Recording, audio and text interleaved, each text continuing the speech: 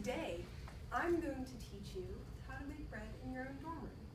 I've been baking bread for about 10 years, so I've simplified the steps down to about the 3 that you really need to know. So first, you're just going to make the dough. Second, you're going to let it rise. And then third, you're going to bake it. So first off, in making the dough, you need some particular ingredients. Most important is yeast.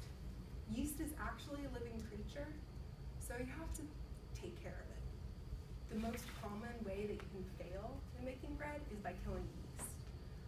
If you put too hot of water, it'll kill it, but you have an easy trick for making sure the water's all right. You just put some of the water on your wrist, and if you can't feel it, it's good temperature. After that, you're going to need sugar, because yeast is a living creature and it needs food. Then you'll have water, salt, and oil. And, of course, flour. I use flour that's a little higher quality, but you can actually just use the all-purpose brand in Kroger or Walmart, and it works out just well. So now that we've seen all of the ingredients, I'm going to show you how we're going to put it together. First off is activating the yeast. So you're just going to take about a half cup of water, put your yeast in, and add your sugar, and let it sit. While you're doing that, you're going to grab a big bowl and add the rest of your water, your oil, your salt, and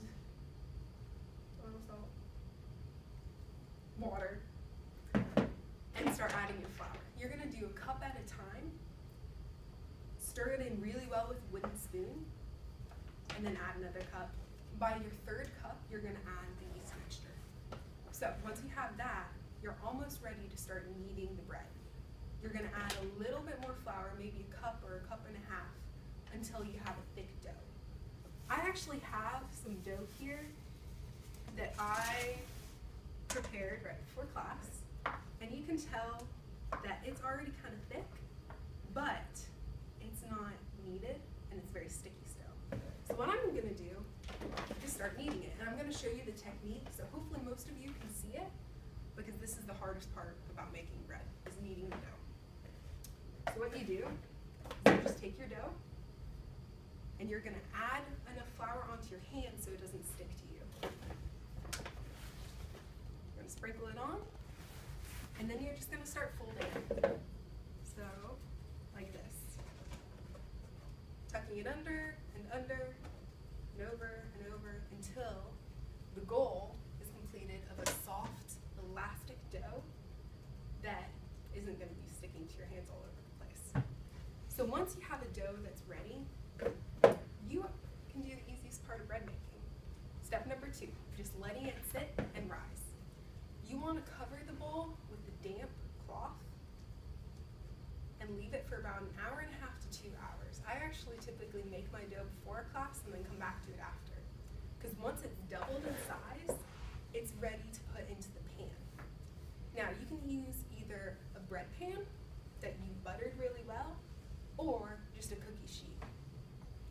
Either way, you're going to shape the dough, put it on the pan, and then let it sit there for another about 1 hour until it's doubled.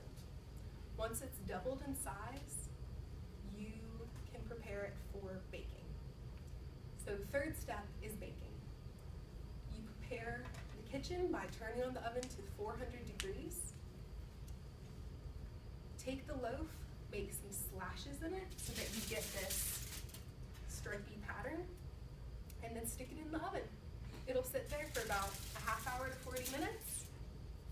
Once it's toasted on top and it sounds hollow when you hit it, you can take it out, and you now have homemade dough bread that you can share with your roommates and your friends and feel like a very accomplished person. So hopefully I've given you an overview of how you can make dough and make bread in your own dorm, so that it's really worth the effort to make your own bread and share it with friends. I actually have the dough bread here, so you guys can try some if you want, but I'll have to cut it. Thanks, guys.